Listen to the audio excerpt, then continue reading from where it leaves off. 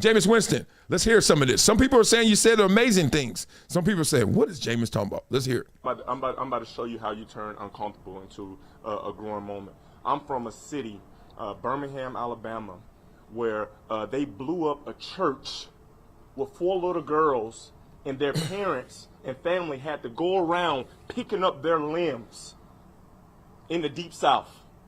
Everybody remembers that story. Super sad. Picking up their limbs, 4 little girls. I'm from a city where a little 9-year-old girl who decided to march got put in jail for volunteering her right of free speech, for standing on what she believes in. That's history. And I believe history repeats itself. But I also believe in respecting authority, respecting treating the man and the woman as I would like to be treated. That is how uncomfortable situations and uncomfortable times help unify people, because you know them. Ooh, the golden rule. Don't ever skip over the golden rule. If you got to live your life one way, it's the way he just said it. Treat others like you want to be treated. It probably solves all of these issues. Certainly 99.9%. Realize from them, and you grow from them. Right now, I haven't been a part of any openly traumatizing things like that happen. Not 250 years ago when this country came into existence, but try about 80 years ago. We got people that still live during that time. Those little girls will still be living right now. That 9-year-old girl that got sprayed with hoses and you put dogs on her and put her in jail, she's still living right now. It's a little children's book. I read this book about this 9-year-old marcher to my kids. Feeling this. I'm going to tell you. That's why educating our youth and informing them of our history is so important. A lot of people try to push it past you, like, oh my gosh, like that's behind us. No, guys, we living in it right now.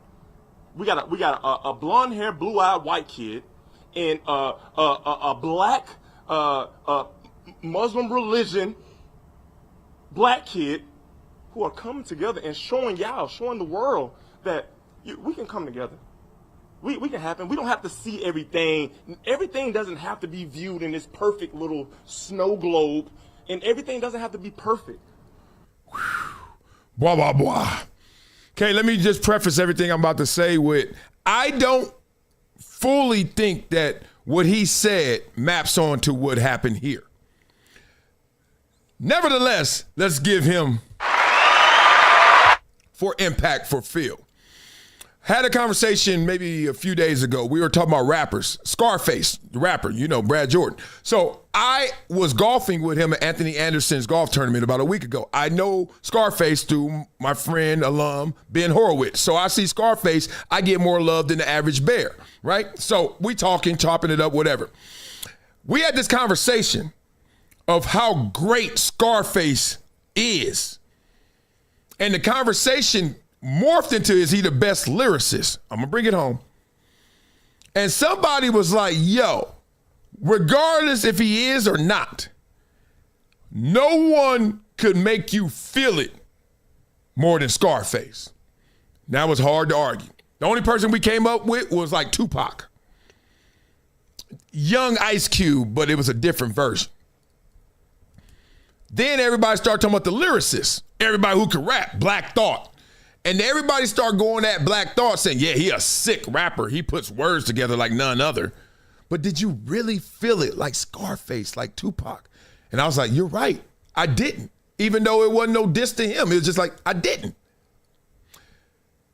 Jameis didn't just try to put some words together and just try to nail that topic with his teammates. He just said, I want you to feel this. He gave us a Scarface. I felt that. Now, let me tell you what I really think of this. He got more on it, so I maybe should be smarter and let him finish talking, but let me say this right now. Jaxson Dart, if we talking about his freedom of speech, how free are you to speak if you can't go and literally just say, I'd like to introduce the President of the United States? They say free, dumb. And if you think it's free, you must be dumb. Freedom of speech. If you think it's free, you must be dumb. It just cost Jaxson Dart. And being real, he shouldn't even be in a world. We shouldn't create a world where the support you have for the authority, I'm using all Jameis Winston's words. He respects authority. Well, there's no greater authority in this country than the president.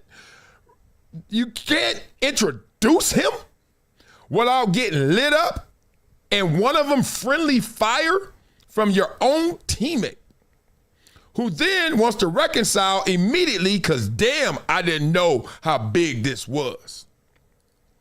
And, hey, dog, I'm just letting you know I disagree with you. As Stephen A. Smith famously says, you got my number. You could have called me. You sent a tweet about that? Keep going, Jameis. Abdul then for standing up against what he feels is divisive. I'm proud of Jaxson and Abdul for having this conversation, getting in front of y'all and speaking what they would love. No. Get off that fence. No. You ain't proud of both of them because they did two different things. How you proud of both of them? You know, look, in this conversation, it's not about who they supporting and all that stuff. I'm not getting into that because I know people who don't like Donald Trump. You're never going to change your mind. And I know people who love him. They ain't changing their mind either. So why go there? Let's go here.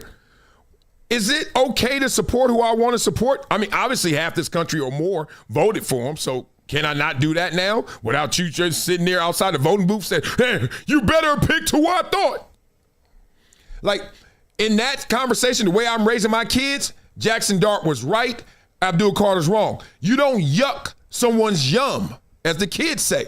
One of my daughters loves Sour Patch Kids, whatever them little gummy thingies are.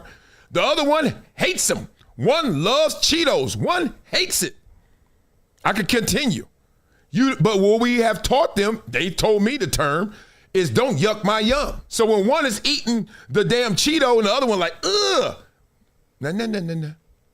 Just don't eat it. All right, it's that simple. I'm proud of our team for understanding that, like, we don't have to pick a side in this.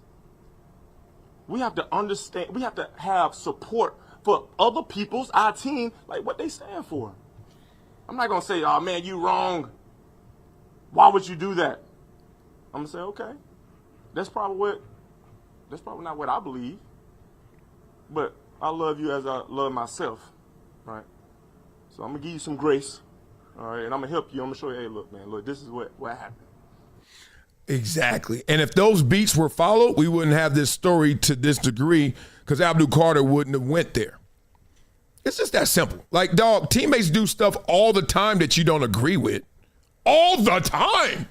These are young 20-some-year-old millionaires. They are tricking it off.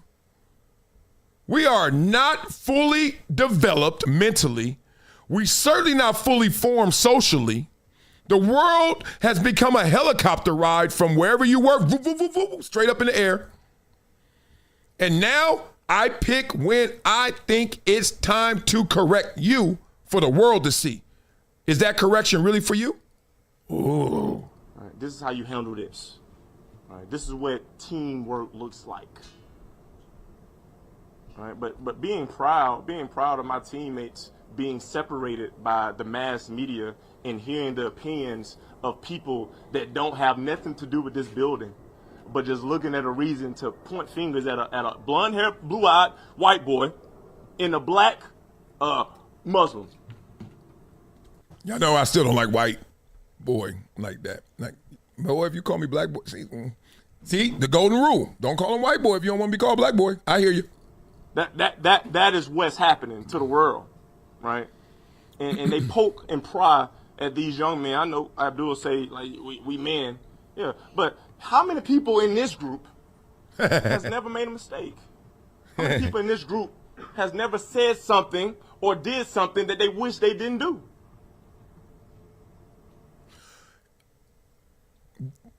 He's right and he's wrong. Everyone has stepped in it.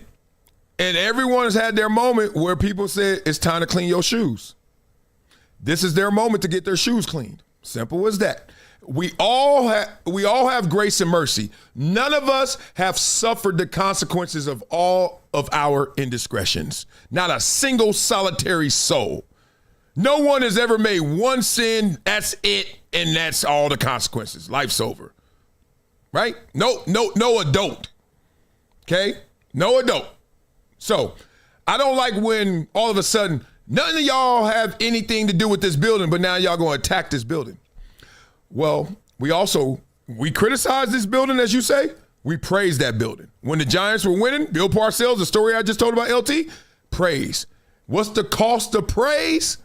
Criticism. I don't know. I don't know how many people in the world can say that they didn't say or do something that they would take back. Now, I'm a person. I don't have many regrets, but I do have moments of education where I have to learn about the platform that I have, right, and the actions and the decisions that I make, and who that impacts, right. And I think this is an excellent opportunity for those two young men to realize what they represent, the platform that they have, and how they're going to go about navigating that and standing on what they both believe in. Blah, blah, blah, blah. If you didn't know you were big before, you know you're big time now, Abdul Carter and Jaxson Dart. Good Lord, right?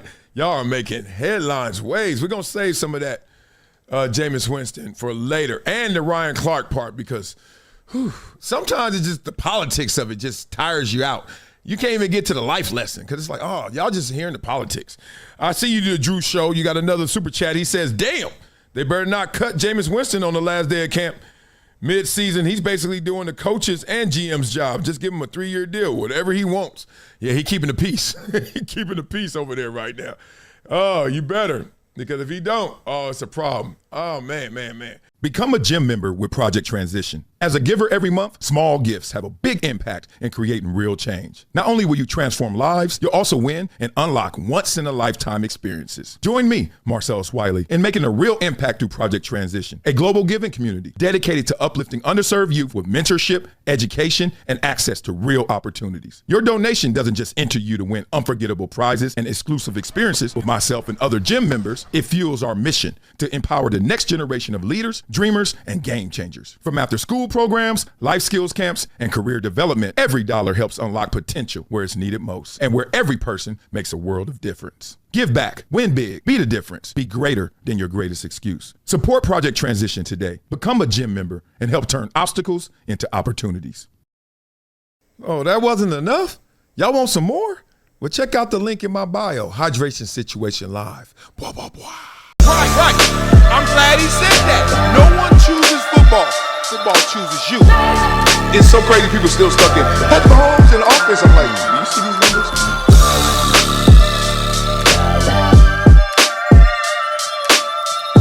This is Marcellus Wiley on the rocks.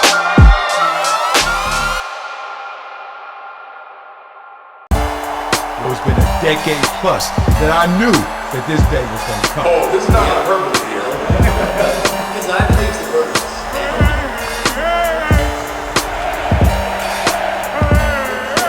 Time to hydrate. Hydration situation. So